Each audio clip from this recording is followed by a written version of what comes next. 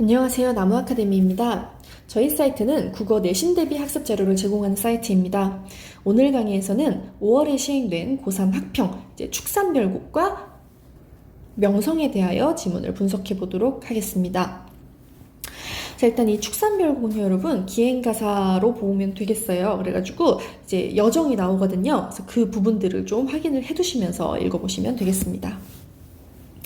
자, 청원정 돌아들어 고을을 바라보니 일단 첫 번째 장소 나오고 있습니다. 그래서 이 제시된 여정을 순서대로 나열하는 문제가 출제될 수 있기 때문에 어떻게 여정을 진행하고 있는지를 꼭 확인을 해두셔야 돼요.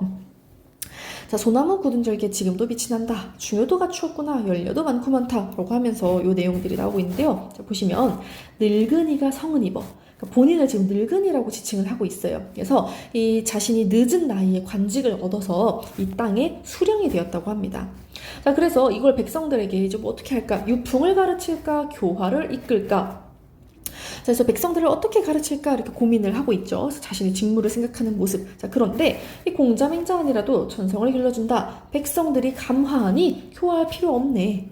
이 백성들이 이미 너무 바람직한 거예요. 그래서 백성들을 교화할 필요가 없다라는 것들도 얘기를 하고 있습니다. 자, 엊그제 수령되었는데 어느 사이 3년인고 이 수령된 게 마치 어제 일과 같은데 어느새 3년이나 흘렀다고 하네요. 자, 그래서 유산음주 막 산 놀러 다니고 술 마시고 이런 건 안 하는 게 좋지만 풍속을 살피는 것은 아니하고 어찌하리 해야 한다라는 거죠. 자, 그래서 배를 띄워 노룡연으로 내려갔습니다. 두 번째 여정 장소 나오는데요. 여러분 배를 띄웠다고 했잖아요. 그래서 물길이라는 거 우리가 알 수 있어요.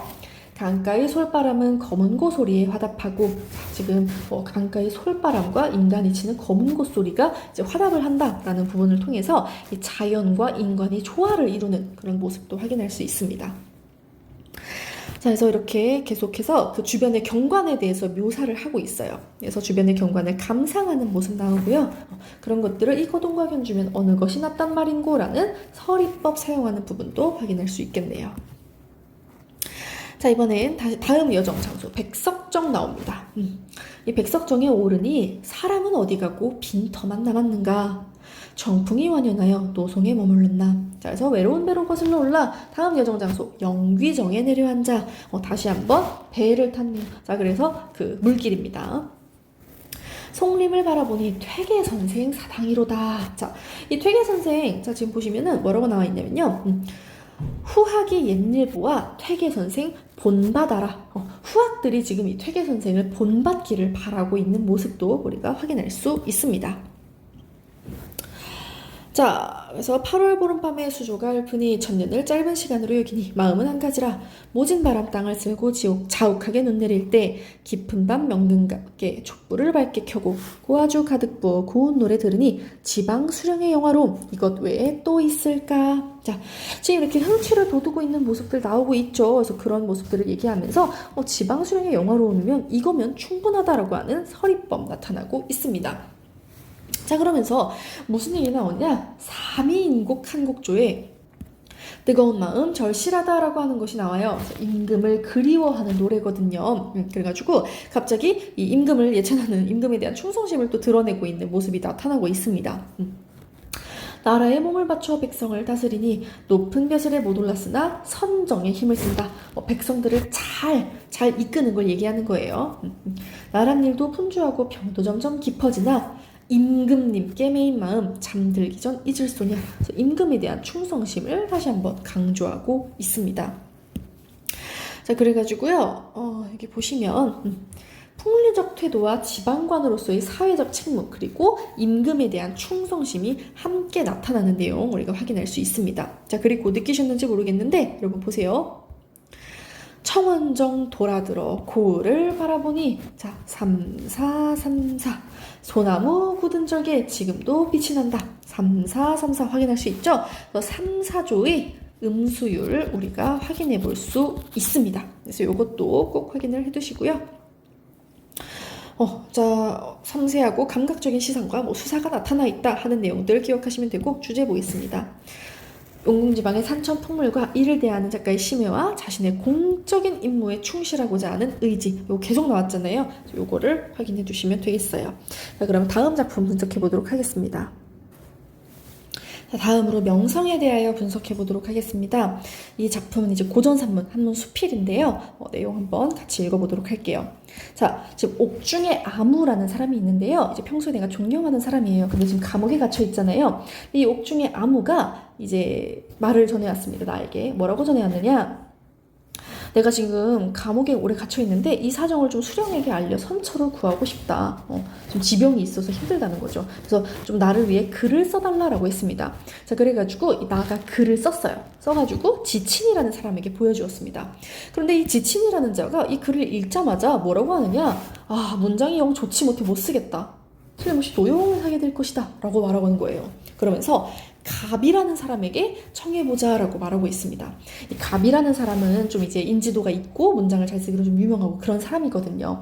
자, 그런데 이 말을 곁에 있던 사람이 그거 보고는 좀 이상하다라고, 공정한 말이 아니다라고 생각을 해가지고 바로 거짓말을 칩니다. 뭐라고 치느냐? 어이? 이 글 갑이 지은 건데 너 참 안목이 없구나 라고 말을 합니다. 자, 그러자 이 지친이라는 자가 다시 한번 글을 읽어요. 자, 뭐가 달라졌느냐? 처음에는 이거를 나가 쓴 글이라고 생각을 하고 읽었어요. 그런데 지금은 이제 이거를 갑이 쓴 글이다 라고 생각을 하고 읽었습니다. 이제 변했죠. 자, 그러자 어떻게 평가를 하느냐? 다시 보니 이것도 어지간하군. 아, 이거 조소이다. 정말로 갑의 솜씨구만. 그러면서 또 다시 건성으로 봤다 좋은 문장을 놓칠 뻔했네. 이 글이 올라가면 틀림없이 풀려날 것이다. 그러면서 참 갑이 아니고서야 이런 글을 지을 수 없다라고 평가를 하고 있어요. 자, 그러니까 지금 똑같은 글을 보고서 전혀 다른 평가를 하고 있는 겁니다.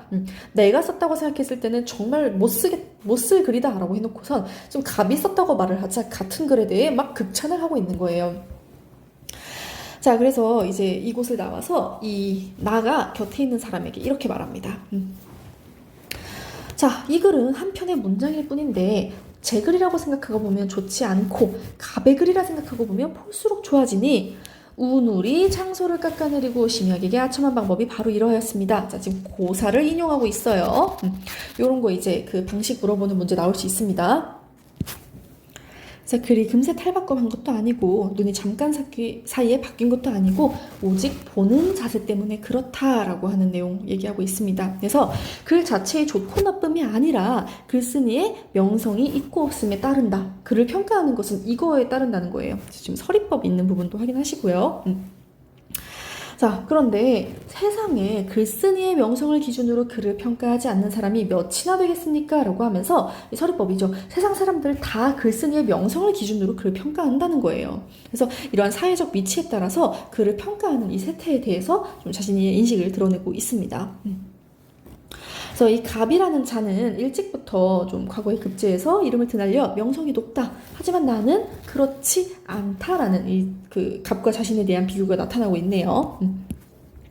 그래서 사람들이 칭찬할 만한 일이 하나도 없다. 자, 그런데 이 일을 당하고 보니 더욱 자책을 금할 수가 없다. 하지만 이번 경험이 스스로 분발하는 데에 큰 도움이 될 것이다 라고 말하고 있습니다. 자, 그래서 이 위에까지는 자신의 글을 평가한 그 지친의 행위에 대해서 논의를 하고 있었어요. 그런데 이제는 그 논의의 대상을 자기 자신으로 전환을 하면서 내가 분발하는 데 도움이 될 것 같다. 그러니 나에게 유익한 일이다 라고 얘기를 하고 있습니다. 그래서 이 경험을 계기로 내가 학문에 정진하여 더더욱 개인적인 성취를 이루겠다라고 말하고 있는 거죠.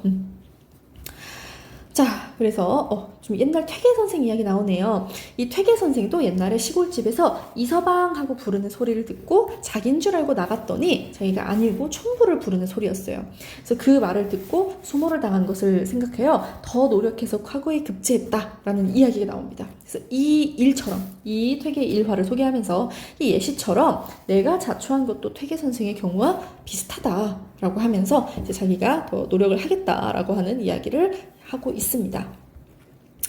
자, 그래서 서리법 굉장히 많이 나오고 있는 것도 우리가 좀 확인을 할 수가 있었고요.